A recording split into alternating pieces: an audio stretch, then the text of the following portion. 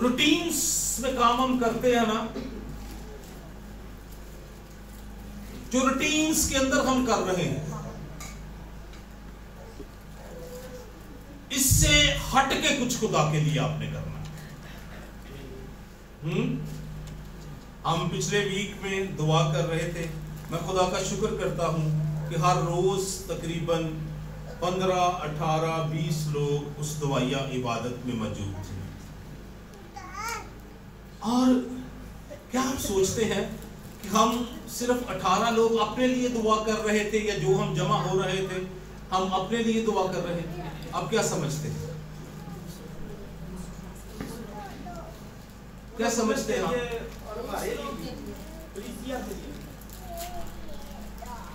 हमारी दुआओं का मरकज ये है कि खुदावंद इस कलीसिया को अपनी बादशाहत का हिस्सा बनाए, और ये कलीसिया ऐसी कलीसिया बने जो खुदा का काम करने वाली कलीसिया और समझ रखने वाली कलीसिया कि खुदा क्या चाहता है। आमीन। चर्च के दो बेसिक काम हैं, चर्च के दो बुनियादी काम हैं। कौन से हो सकते हैं? दुआ करना और खुशखबरी का पैगाम सुनाना, ये चर्च का बेसिक काम है। चर्च जब मैं कहता हूं तो इसका मतलब है ये दीवारें नहीं, ये पंखे नहीं, ये साउंड सिस्टम नहीं, ये डाइस नहीं, ये जो फ्लैक्स लगे हुए हैं ये नहीं। चर्च का जब मैं नाम लूं तो इसका मतलब है मैं और आप। इसका मतलब क्या है? मैं और आप, कलीसिया। चर्च का मतलब क्या है? क्या मतलब है चर्च का? कलीसिया, मैं और आप, जमाए, खुदा के लोग, चुने हुए लोग, जिन्हें खुदा ने निकाला है, जिन्हें खुदा ने बरकत दी है, जिन्हें खुदा ने आजाद किया है, जिन्हें खुदा ने कौमों और उम्मतों और कबीलों में से चुन लिया है कि उसके बदन का क्या हो हिस्सा। आप चुने गए हैं। हालेलुया, आप चुने गए हैं, आप चुने गए हैं। और मैं आपको बताना चाहता हूं हम किसी खास मकसद के लिए चुने गए। कलीसिया खुदा का जलाल जाहिर करने के लिए चुनी गई है। कलीसिया किस लिए चुनी गई है? कि खुदा का क्या करे? क्या करे? थोड़ा जोर से बोलिए, जलाल जाहिर करे, जलाल जाहिर करे, जलाल जाहिर करे। आज पैगाम जो मैं आपके साथ बांटना चाहता हूं उसकी कलीदी आयत है यूहन्ना 15 बाब उसी 8 आयत। कलाम मुकद्दस में से निकालिए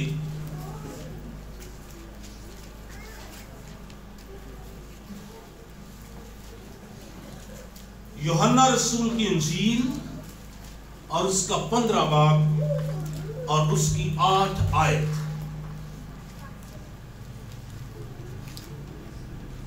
मेरे बाप का जलाल इसी से होता है। मेरे साथ बोलिए, मेरे बाप का जलाल इसी से होता है कि तुम बहुत सा फल लाओ, जब ही तुम मेरे शागिर्द ठहरोगे। हालेलुया। मेरे बाप का जलाल,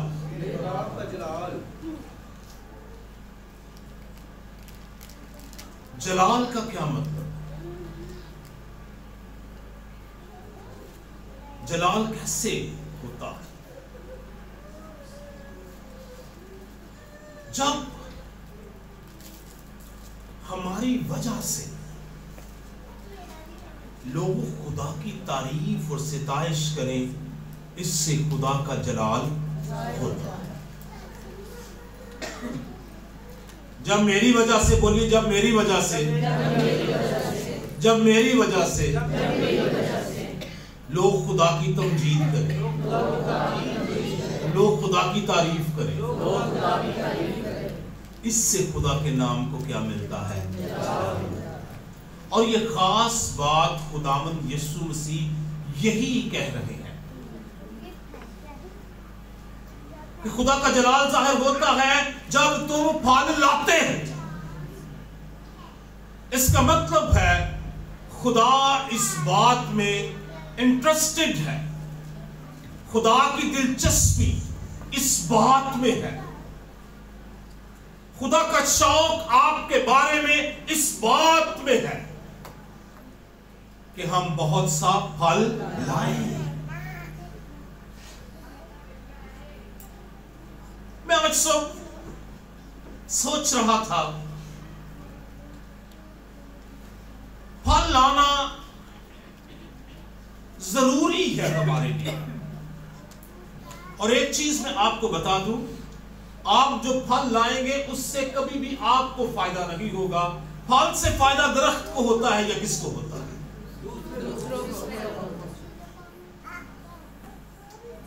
इससे क्या मुराद है कि हमारी जिंदगियों से दूसरों को क्या हो फायदा, हमारी जिंदगियों से दूसरों को फायदा। और जब हमारी जिंदगियों से दूसरों को फायदा पहुंचता है तो इसका मतलब है कि खुदा को क्या मिलता है? जलाल। आप कभी नहीं देखेंगे कि दरख्त ने किसी को मना किया हो मेरा फल ना ले, कभी नहीं आप देखेंगे। दरख्त राजी है इस बात के लिए कि उसका फल पके और उस फल को दूसरे खाएं, दूसरे उस फल से क्या उठाएं? फायदा उठाएं। मेरे बाप का जलाल इसी से होता है कि तुम बहुत सा फल लाओ। इसको हम ऐसे भी आज अपने लिए कह सकते हैं, मेरे बाप का जलाल इसी से होता है कि आज बहुत से लोग हमसे फायदा उठाए, हमारी जिंदगियां दूसरों के लिए, हमारे कामों से उसके नाम को जलाल मिले, अपने लिए ही जीते ना रहे, दूसरों के लिए जीना सीखे। सब कुछ मेरे लिए ही ना हो, दूसरों के लिए भी बरकत हो। हमारे कामों से किसको मिले? खुदा के नाम को क्या मिले? जलाल मिले। मैथ्यू 5 उसकी लास्ट वर्स में लिखा है कि तुम्हारे कामों के सबब से लोग खुदावन की क्या करें? तमजीद करें। जब आप ऐसे काम करें और खुदा के तमजीद हो, इसका मतलब है आपकी जिंदगी से खुदा के नाम को क्या मिल रहा है? जलाल मिल रहा है।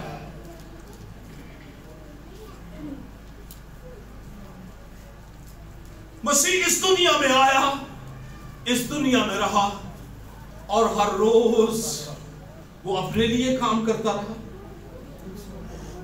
क्या उसको शिफा की जरूरत थी? क्या उसको निजात की जरूरत थी? वो दूसरों के लिए सब होता रहा, वो दूसरों के लिए काम करता रहा, दूसरों को उससे क्या मिलता रहा?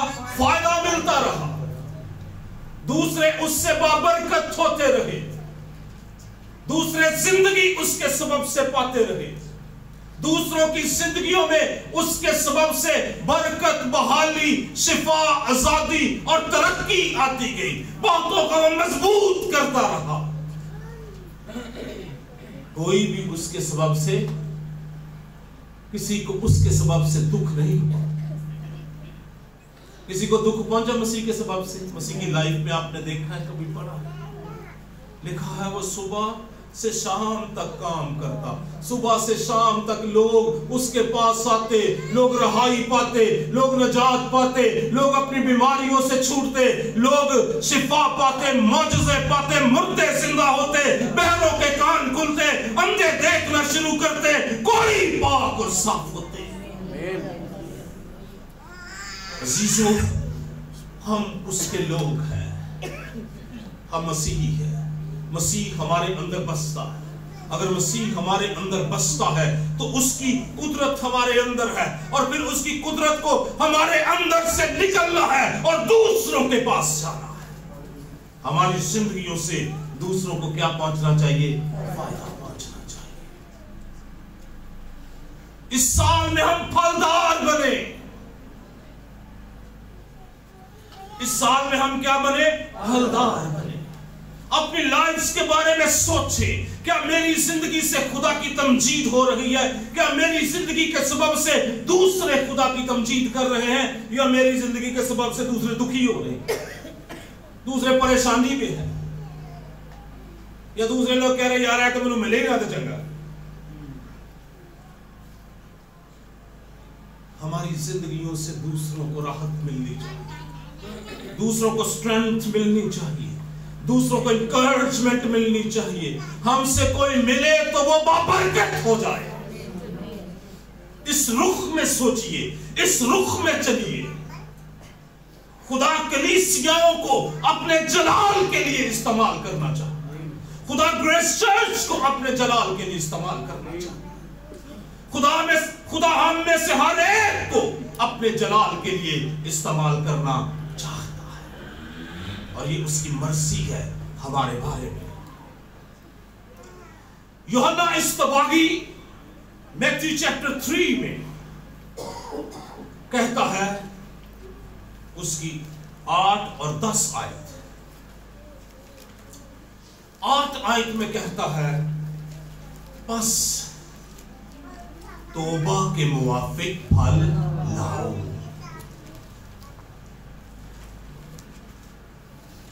मेरे साथ बोलिए, बस तौबा के मुवाफिक फल लाओ। बस तौबा के मुवाफिक फल लाओ। जब हम मसीह को जान लेते हैं, मसीह के पास आ जाते हैं, अपने गुनाहों का इकरार करते हैं, हम बिलीव करते हैं, हम खुदा से कहते हैं कि खुदावंद तूने मेरे गुनाहों को माफ कर दिया है, और खुदा माफ कर देता है। हम धुल गए हैं, हम पाक हो गए हैं, हम साफ हो गए हैं, हम उसका बदन हो गए हैं, हम उसके लोग हो गए हैं, तो फिर हमारी जिंदगियां बेफल न रहे। बस तौबा के मुवाफिक क्या लाए? किसके मुवाफिक? तौबा का क्या मतलब है? कि हमने अपनी पुरानी बातों को, पुरानी जिंदगी को, पुराने कामों को, गुनाह के कामों को हमने तर्क कर दिया है। हम उस रास्ते पे चल पड़े हैं जिस रास्ते पर खुदा की मर्जी है हम चल। तो यूहन्ना इस्तबागी, जॉन द बैप्टिस्ट, ये कहता है बस तौबा के मुवाफिक फल लाओ। अजीजों, आज सोचिए, अपनी जिंदगियों के बारे में सोचिए, क्या हम तौबा के मुवाफिक फल रहे हैं? क्या हमारी जिंदगियां फलदार हो रही हैं? क्या हमारी जिंदगियों में खुदा का जलाल जाहिर हो रहा है? क्या खुदा हमें छू रहा है? क्या खुदा हमें यूजफुल बना रहा है? क्या हम दूसरों के लिए यूजफुल बन रहे हैं? हमें अपनी जिंदगियों के बारे में गौर करने की, सोचने की जरूरत है। और फिर 10वीं आयत में वो कहता है, पढ़िएगा 10वीं आयत, और अब दरख्तों की जड़ पर कुल्हाड़ा रखा हुआ है, बस जो दरख्त अच्छा फल नहीं लाता वो काटा और आग में डाला जाता है। आमीन। बस तौबा के मुवाफिक फल लाओ। और फिर कहता है, हर दरख्त की जड़ पर क्या रखा हुआ है?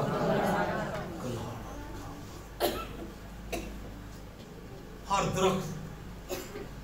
दरख्त की जड़ पर क्या रखा हुआ है? अगर वो फल नहीं लाता तो फिर उसके साथ क्या होता है? वो काटा और आग में डाला जाता है। मसीह हमारे बारे में बहुत कंसर्न है कि हम फलदार, हमारी जिंदगियों में फल। आइए एक तमसील लूका रसूल की इंजील उसके 13 बाब में से हम देखते हैं, उसकी 6 से 9 आयत।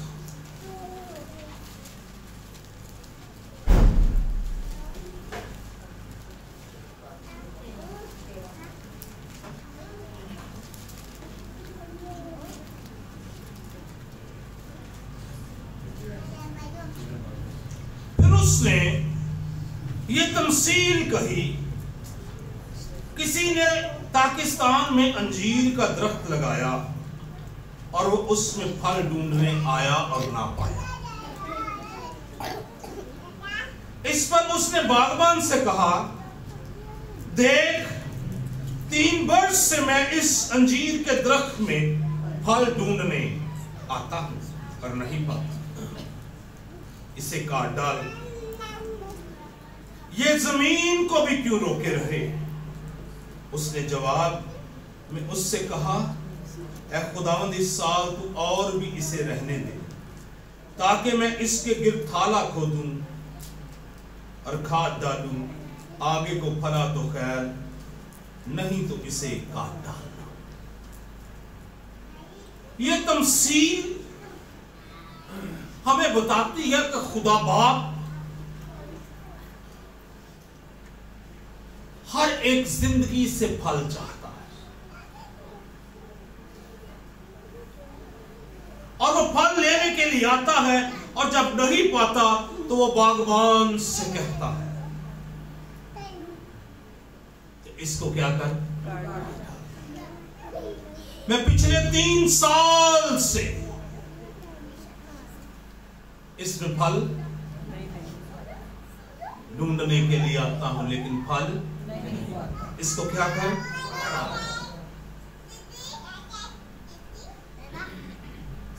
लेकिन बागबान क्या कहता है, ऐ खुदावन इस साल तू इसे रहने दे, मैं इसके गिर्द थाला खोदूंगा, मैं खाद डालूंगा, आगे को फला तो खैर, नहीं तो फिर मैं इसके गिर्द खुदा बाप कहता है ये फल नहीं ला रहा, इसे खत्म कर दे, इसे काट डाल। मसीह सफायती जो बाप के दाहिने बैठा होता है, वो कहता है खुदावंद इस साल रहने दे, मैं इसके गिर्द थाला खोदूंगा, मैं खाद डालूंगा, आगे को फला तो खैर। मसीह नहीं चाहता कि हम फल की वजह से काट डाले जाएं, वो हम पर इन्वेस्ट करता है, वो हम पर काम करता है, कलाम हमें सुनाया जाता है, वो हर रोज मुख्तलिफ तरीकों से इंटीमेट करता है हमें, वो हर रोज किसी न किसी तौर से हमारे अंदर काम करता है। और पीछे कंसर्न क्या है, ये क्या हो जाए, फलदार हो जाए, क्योंकि अगर फलदार ना हुआ तो क्या होगा, काट डाला जाएगा।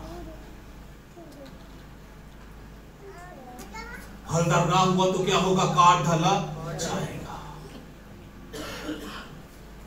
शायद बहुत दफा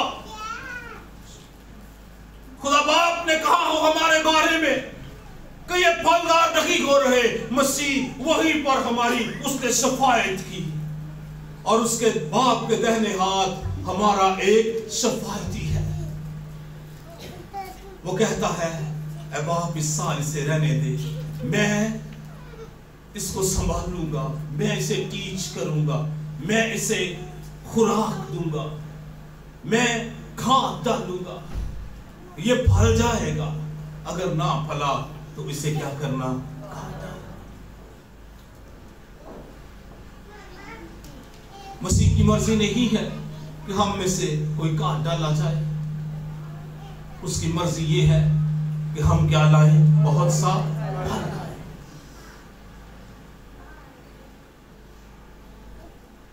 ग्रेस चर्च के लोगों सोचिए, मसीह आपको आपकी जिंदगियों से फल चाहता है। हर एक जिंदगी अपने लिए इस बात के लिए सोचे, गौर करे कि खुदावंद मुझसे फल चाहता है, और गौर करे और सोचे और देखे क्या मैं फल रहा हूं, क्या मैं फल ला रहा हूं।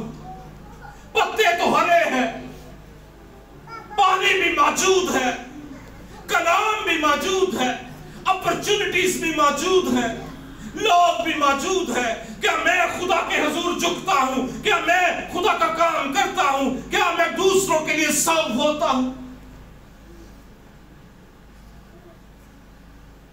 हमें इस बात पर गौर करने की जरूरत है। इस साल खुदा हमें फलदार करना चाहता है। इस साल चाहता है कि हमारा चर्च, हमारी कलीसिया एक एक जिंदगी फलदार हो और एक एक जिंदगी से मसीह के नाम को जलाल मिले। और मसीह के नाम को जलाल हमारे कामों से मिलता है। जब उसके नाम की क्या होती है? तमजीद होती है। अजीजों, जब हम फलदार हो जाएंगे तो खुदा के नाम को जलाल मिलना शुरू हो जाएगा। यीशु मसीह ने कहा, मेरे बाप का जलाल इसी से होता है कि तुम बहुत सा फल।